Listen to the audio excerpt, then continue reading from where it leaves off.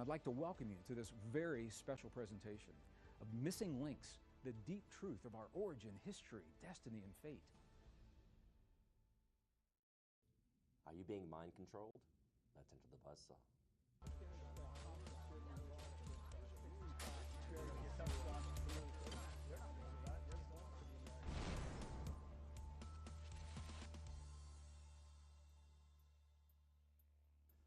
Welcome to Buzzsaw, where we cut through the mainstream narrative to explore the hidden truths. I'm your host, Sean Stone, and joining me today is Dr. John Hall.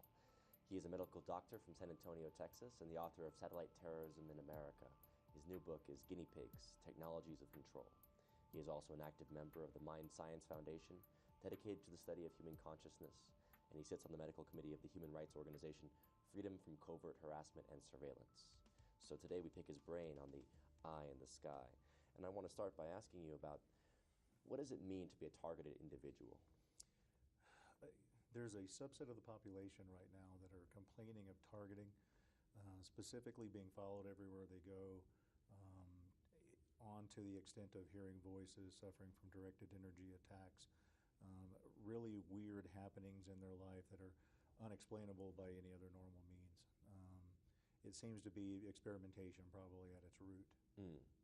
So, well, I want to get into the government history of it, but I want to talk about your personal history first and foremost, because you have personal experience with this, and that's what I believe got you interested in the subject, no? That's exactly it. I had a ex-fiancée that came to me voicing some of these really odd phenomena. No history of mental illness, no history of drug use or alcohol use.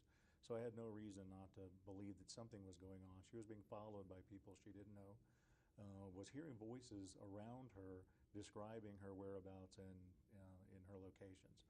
So she was scared to go to anybody else. She trusted me, so she came to me, and we counter-surveilled her. Actually set up counter-surveillance measures, including people following her around to see who was following her. And indeed, she was being followed around by a group of private investigators, a company that was owned and operated by a former FBI agent. They had rented condominiums on either side of her, were drugging her food and water with Rohypnol, committing sexual assaults, essentially kind of using her as a sex slave.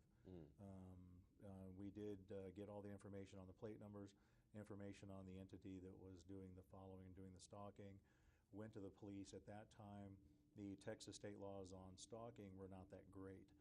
You had to prove bodily injury before you could get a restraining order, and certainly if you're former FBI or if you're a licensed PI, there was almost nothing you could do. A combination of our case and another case where a victim actually was murdered by her stalker were what got the stalking laws in Texas changed to where now if you notice the same person following you twice, you can actually get a restraining order against them.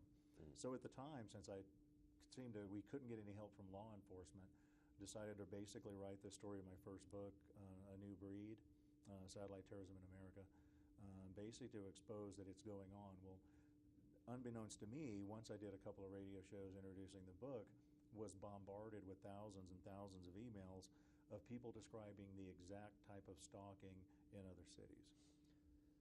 So in terms of your experience, you say these guys are former FBI agents, but there was no government control apparatus that you noticed. That seemed to be simply former government agents who were utilizing instruments and power that had been allocated to them from their previous job. Well, I mean, I think they're still holding clearances because this isn't technology that you and I can Google and get a passcode and be able to access. You have to have a clearance to do this. And I think after some of the initial mind control studies through MKUltra and other programs, we had the Rockefeller Commission, we had the Church Committee hearings, they kind of got their hands slapped. So I think they've kind of moved it into the private sector, basically using subcontractors. As you know, there's more people with clearances now outside government than there are inside. Precisely. The privatization of power has been tremendous. Now you mentioned certain surveillance instruments that they had to utilize government clearances to access. What type of, because you mentioned Rohypnol and basic gang stalking, but what technologies were they using? The technology that appears that they're using is a form of technology called remote neural monitoring. And if you look back in the 70s, they worked on this early in the 70s as a way to monitor pilots, where you shoot two dissimilar frequencies into the brain. Each hemisphere will entrain a different frequency. when those two hemispheres with two different frequencies compete, they spit out an interference frequency. And then it was found that you could actually decode the EEG out of that interference frequency. The intended, at least the alleged intended use, was to monitor pilots for hallucinations and delusions and sleepiness. That way you could buzz them to wake them back up when they're flying these 48-hour sorties during wartime. Well, once they figured out that you could actually entrain that EEG and cause changes in mindfulness, changes in attitude, changes in emotion, it began being used on those parameters. Kind of one of the earliest forms we saw of it was actually the woodpecker signal at the embassy in Moscow, where they noticed that every time Nixon went there, you'd have emotional disturbances, emotional breakdowns. And they figured out that certain ELF wave signals specifically can entrain into the brain. One way to think of it is having a EEG catalog of different EEG waveforms that correspond to emotional states of depression or anger, and once you entrain the brain with that EEG, then that person will demonstrate that state of emotion. So you're saying they can not only monitor the emotional state, but actually program the emotional state into the person. Exactly. Remotely. Exactly. And along with that also comes the ability to communicate, because it was actually found that using microwave energy and using ELF wave technology that you could actually communicate with someone in a pseudo-telepathic kind of way. There's two things that you'll hear from victims, and we saw this with my ex-fiancée that I wrote about, that not only would she hear voices in her head, like many of the targeted individuals hear, but she would hear voices in her surroundings that seem to be amplified by vibrations. And that's the most common thing you see with a lot of these targeted individuals. They'll describe that when I'm underneath a ceiling fan, I'll hear voices in the ceiling fan, or voice patterning. One of the first things we noticed is in aquarium pumps, running water actually has a strong vibratory source to amplify incoming transmissions. And you could hear voice patterning, and then over time, with enough concentration, actually hear the communication. Oddly, this seems to be person specific. So even though the person sitting right next to you may actually hear these voices and hear these communications, you may not sitting right next to them. It still seems to be magnitude and frequency specific to the individual. Right. Obviously, we are basically water and various molecules that are vibrating at a certain frequency. So the idea is if they can figure out sort of your basic frequency, operating frequency for your brain, then they can get specific into targeting you. Yeah. Now, my question then would be, why your fiancé? Because it would seem it would be costly for these ex-FBI guys to basically just be harassing her and monitoring her just for sexual purposes, no? Yeah, and I think that's a common question. And that's what every targeted individual hears eventually. Why you? I think at its root, it's non-consensual experimentation. I think that's why you're seeing it so widespread. As you know, they'll tend to pick common folks to do this kind of work on. If you look at MK Ultra and any of the other mind control experimentations, they didn't pick people who had political clout or who had financial clout. They picked the common people who have no way to fight back and don't have the contacts in order to stop it. So I think the best way to explain it is there are individual groups in every major city that have access to the technology. I think they're allowed carte blanche to use it however they want to use it, as long as the data gets back to the agencies that are responsible for actually giving the release. So the idea would be that this is there's a long history of abuse by the U.S. government, whether it's the FBI and surveillance and monitoring of targeted populations and individuals, right? Oh, without question. And counterintelligence programs to basically discredit people more from political perspectives, to the CIA and NSA doing various types of monitoring and intelligence gathering. But you're saying beyond that, there's also a history of actual experimentation by the government on the population, correct? Oh, yeah. The U.S. government has experimented on the population. There's no laws against the government experimenting on the population. John Glenn tried to pass legislation through Congress that was shot down. Most people will focus on the Nuremberg Code or the Helsinki Accord and say, well, these are the safeguards against a tyrannical government experimenting on the public. Those are suggestions. Those aren't American law. You're not United States legislation. So the bottom line is there are no safeguards. As a matter of fact, we had the bioethics commissions that were held 6 different meetings after they found out that Nicaraguans were experimented on with weaponized syphilis bacteria and gonorrhea bacteria. And the purpose of the Bioethics Commission was determine if any non-consensual experimentation was still ongoing, sponsored by the United States, either here or abroad. Well, I spoke at one of these meetings, and they had a public forum in each one. Each public forum had over 1,000 people, and all of them were voicing complaints of mind control technology and directed energy attacks. At the end of the day, they basically said that there was no evidence of any ongoing non-consensual experimentation. Despite having those kind of numbers showing up, complaining of just that. Well, what are the numbers you've seen as far as people across America who seem to be targeted and are not just coming out of a mental hospital or have a history of mental health, but genuinely having issues of being targeted as far as whether it's private companies or potentially government behind it? What do the numbers look like? Based on surveys that we've done through Freedom from Surveillance and Harassment and other human rights groups, it looks to be about anywhere from 200 to 300,000 people in the United States. Now, that's just in the United States. I get emails from people globally and messages to the office from people globally every day. So this is a global problem, and I think every industrialized nation probably has worked on this technology or derived it from us to work on their own programs. And there's precedent. There's historical precedent.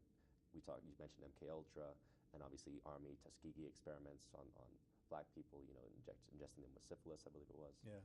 So what is it that what would be your main go-to arguments historically for the main precedent that people could say, oh, this doesn't happen? Well, look at these cases. What are the main ones? Well, and that's the argument I lay out in my latest book, Guinea Pigs. The first few chapters are based on non-consensual experimentation in our country. We've long experimented on, children in homes for the mentally ill.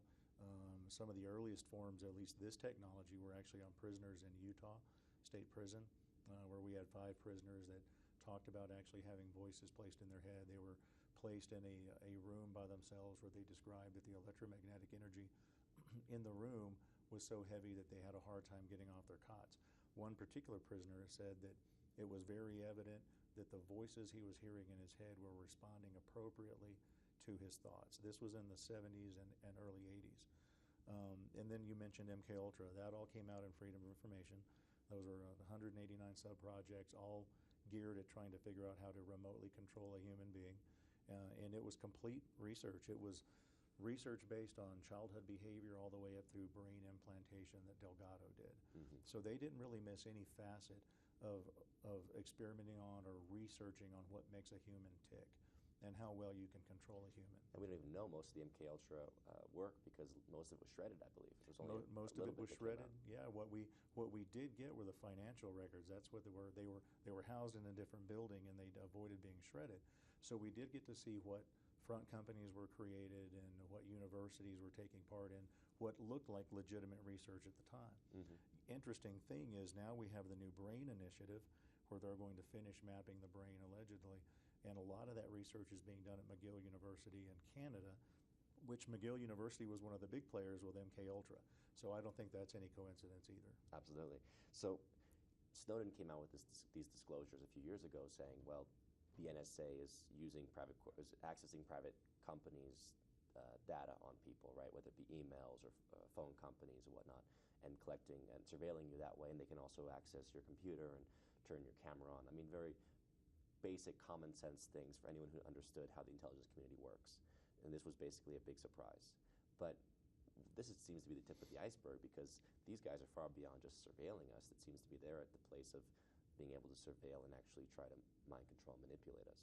Snowden did us a big favor by releasing that. Yeah, it was stuff that I think is graspable for the normal population that maybe isn't too educated on exotic technologies.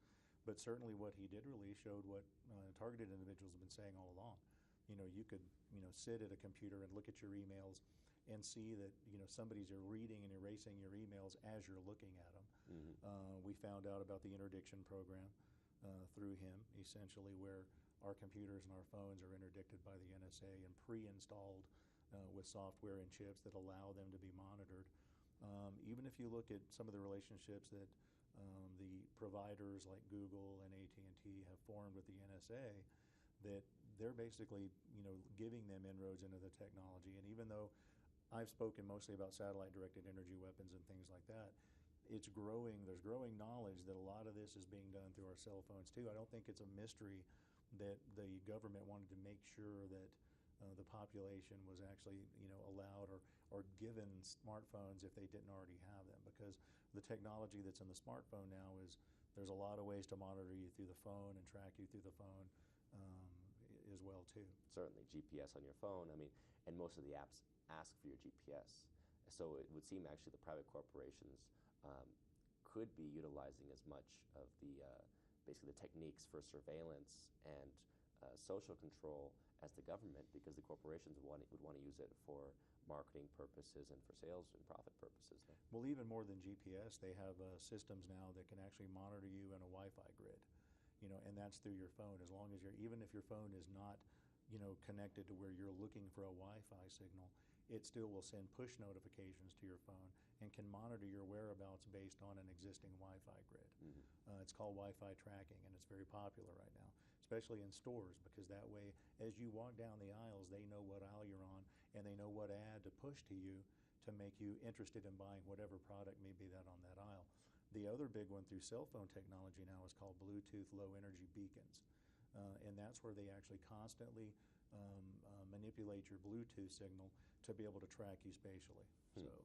But it seems that part of the reason I feel that the millennials didn't really respond that much to Snowden's revelations is because we've already surrendered our right to privacy. That's very much the basis of the various apps like the Instagrams and Snapchats and the whole nature of social media. I mean, it goes back to the creation of Facebook, where some people suggested the CIA may have been involved because the CIA was asking at that point for a way for people to basically put their social political beliefs in a basic hub and locate themselves, and that's what Facebook does, right?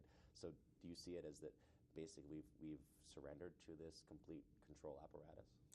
Certainly, probably anybody under the age of 40, or most under the age of 40. You're right. I think Facebook specifically was started with money from In-Q-Tel, which is a venture capital firm for the CIA. I think it was a data mining tool from the beginning. And how perfect is it?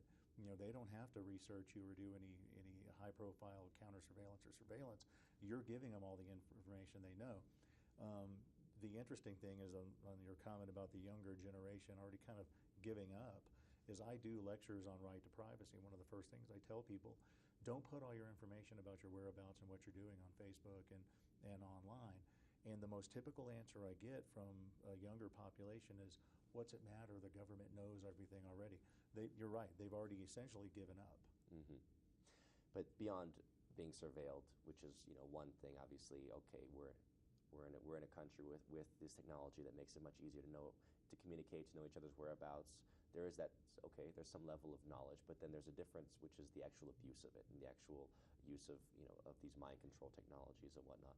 And I want to ask, what does satellite terrorism mean? Because you talk about this idea of satellite terrorism, using energy weapons against us, the population. So how does that play a role in what these corporations and the government are trying to do, essentially control the population? Well, and I think we call it that, or the title of the book was listed as that, is because I think anytime you're being attacked by something and there's absolutely no reason for it. Now, I guess, an account could be made for if you were a whistleblower, and your own, agency comes after you or something. But most of the people I deal with are common people. They're, doctors, lawyers, janitors, teachers. They're from the common ranks. They're not radical political opponents of the government. They're not out trying to overthrow the government.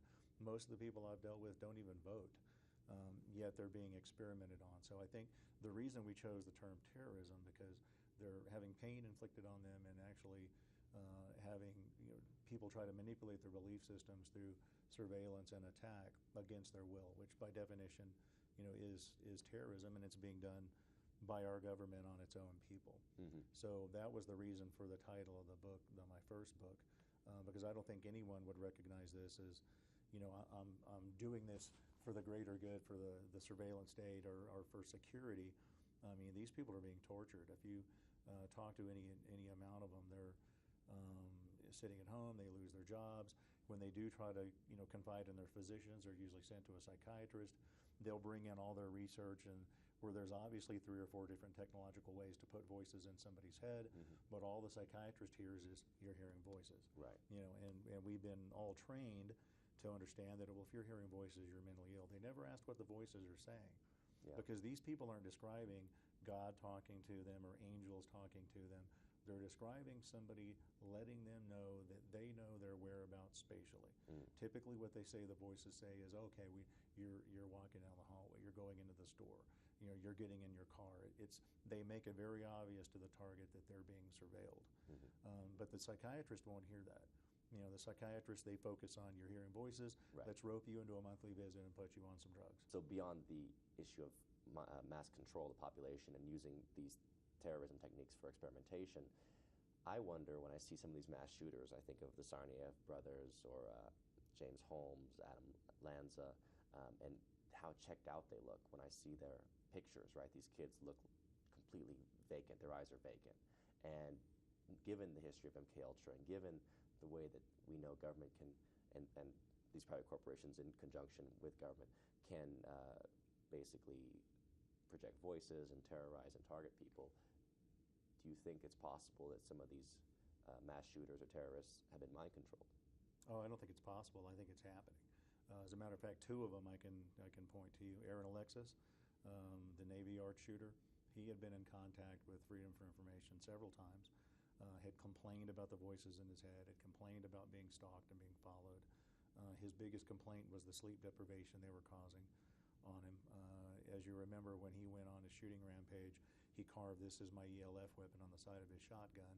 The FBI in their release said it was a cryptic message that they didn't understand, that why he put that on the end of his shotgun or the side of his shotgun, when in reality that probably wasn't a crazy guy going amok at the Navy Yard. That was a vengeance shooting. He had a clearance. He worked loosely near the technology with IT. He thought that some of the research was being done at the Navy Yard, and that was a vengeance shooting. ELF meaning extremely low frequency. Extremely low frequency waves, yeah. A lot of research has been done in extremely low frequency waves and their ability to interact with the nervous system. Another shooter was Myron May at the University of Florida. This was a man educated, had been a prosecuting attorney in Las Cruces, New Mexico, had moved to Florida to start a new practice there, and then went and started a shooting at the University of Florida. Well, before he went and did the shooting, he actually had sent out USB sticks to several different people with sort of his manifesto and his reason for doing it, albeit I don't agree with the reasoning. His reasoning was that he had to do something really horrible to garner media attention to the problem.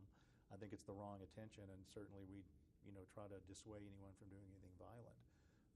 But that was his take, that he had been controlled long enough, he wasn't going to be controlled any longer, and that the only way the media would cover mind control was to do something really deplorable. So is it possible that there is a control apparatus within the government that utilize that? As you mentioned, we know that these private contractors are implementing a lot of the actual harassment, but there could be some branch, whether it's deep within CIA or NSA, that's actually monitoring and deciding, okay, this is a perfect patsy. We're going to deploy this person as our, as our lone gunman, right, or mass shooter, whether or not the person actually does the shooting or is just blamed for it, based on basically culling the archive of who they already have available. They basically amass this population that they're targeting, harassing, and then they can, with some apparatus within the government can basically choose and say, okay, we need to do an operation. This is the person we're going to use as our fall guy for it. Yeah, certainly. I mean, there's always been that apparatus in place. You have to remember the initial studies with this were completely designed to create Manchurian candidates, people they could send out on missions and then revert them back to their normal personality state after they had done something in an altered personality state. Well, the 2 parts of your brain that control those don't recognize each other and don't know each other. Right. So, if I were to control you to go do a bombing and then bring you back in and as your own personality and ask you about it, you'll defend to the death that you haven't done it. So yeah, I think a lot of the targeting that we're seeing now probably is actually having a selection of people that can be used in that manner. And that's a scary thought. Absolutely. That's a ticking time bomb, as a matter of fact. Well, absolutely it is. Given the information that you've come across and the people that are being harassed, I mean, what are techniques you tell them to actually deal with the harassment and how to survive this type of terrorism? Because frankly, if you are being targeted and you're hearing voices and um, you're being kept from sleep and all types of techniques are being used to destabilize your life, how do you deal with that? One of the things I tell people firstly is not to not try to convince people that don't believe you of what's going on. This is so exotic, it is so creepy and so scary that even people who may kind of believe you really don't want to know this exists. It's one of those things that's kind of swept under the rug. Even though it's the most complained about crime on the internet today, there's nothing being done about it really, except for people like you that are helping expose it. So one of the first things I tell people is, don't go off trying to convince your family or trying to convince coworkers that it's going on. If you mention it and they don't believe it or they question it, just let it go. There are human rights organizations that deal with this where you can vent to people who already understand you and know what's happening. The more violent or the more aggressive you get in trying to convert people to believe you, the more crazy you look. And eventually that's going to sit you in front of a psychiatrist who's also not going to believe you. All they're going to focus on is that you're hearing voices. They're going to put you on medications that have side effects that still won't work. The targeting will still continue. Now, in the case of somebody who maybe really is suffering from mental illness, schizophrenia, the drugs do work in schizophrenia. Most schizophrenics, as long as they take their medications, do get better. Yeah. With targeting, the psychiatric meds don't help. And I've seen people who have been falsely diagnosed as schizophrenic, forced into medication treatment. And then you talk to them later and they go, yeah, I'm still hearing it, and I'm still got people parking outside my house. I still got people following me. And sometimes it is hard to discriminate. As a physician, I'm not going to sit here and tell you mental illness doesn't exist. We both know it does. But now we have technologies out there that are developed specifically to mimic those mental illnesses. So to just turnkey diagnose somebody as schizophrenic or delusional when we know of at least 3 or 4 technologies that can put voices in your head. We know COINTELPRO started gang stalking and what I actually term organized stalking. It does exist. There's too many cases of it now that I think it's time that psychiatrists, psychologists take a second look. And my whole take on this, and the reason for my activism in my books, has been that there's so many people complaining about this now that the complaints are identical, not similar, they're identical, that maybe it's time for another congressional hearing to get some subpoenas out there to see if this technology is being used on the public. Yeah. Unfortunately, we're asking the exact people that are doing it to us to help remedy it, and that's been the problem. One, it's even deeper problem is the fact that the police force and the local police force does nothing to protect people, because that just shows, I guess, how in bed our system is, essentially from the top down and its control apparatus all the way to the local and county levels of policing.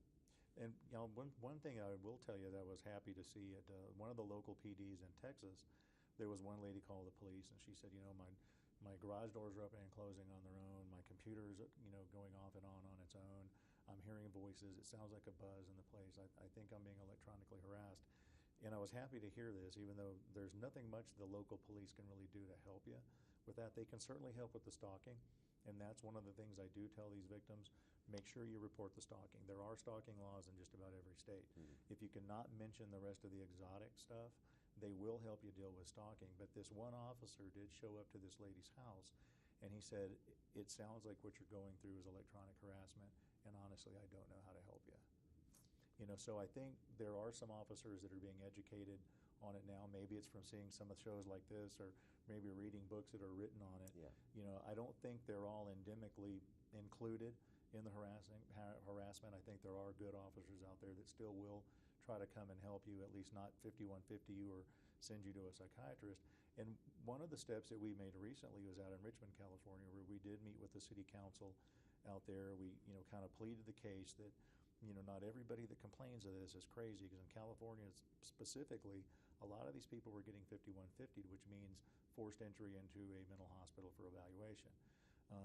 The Richmond City Council did agree that to start basically a checklist that the police could go through, where if you're not a danger to yourself or voicing a danger to others, that they would, instead of taking those people in, would refer them to organizations that can help them understand what's going through them. And that's a huge step. Yeah, and it seems like the whole point is that books like yours, programs like this, discussing it, making people aware of the targeting and the actual reality of the situation can hopefully enlighten people so that they don't sort of look askance or run away from someone who claims to be targeted. And I think the more people are aware of this, the more that we can actually force a shift and protect those who are being targeted. Right? Yeah, and I think it's working because this is growing. It's not going away. It's not getting smaller. I get 10 to 20 messages at my office every morning, and they're not medical. It's not people seeking me out for medical treatment. It's people seeking me out based for targeting. Every day. Yeah. Every day my secretary comes back and it's a stack of at least 20. They need to talk to you about targeting. So it's growing. And it's to the point now where I think if you talk to just about anybody and you mention, have you ever heard of this electronic harassment, electronic targeting, or organized stalking? Just about everybody will tell you, yeah, I had a cousin or I had a sister or I knew a guy that was talking about that. And a lot of times they'll say, we thought he was kind of nuts, but now there's so much about it online and so much being written about it that it's got to be true. And that's kind of what has been the goal all along. So. Absolutely, raising awareness. Well, thank you so much for joining me today, Dr. Hall. Thank you, Sean. And there you have it, folks. Some fascinating insights today from Dr. John Hall. You may not agree with or believe everything said here, but I urge you to check out his books, Guinea Pigs, Technologies of Control, and A New Breed, Satellite Terrorism in America. Remember, the road to truth is a perilous path along the buzzsaw's edge. I'm your host, Sean Stone. You are the revolution.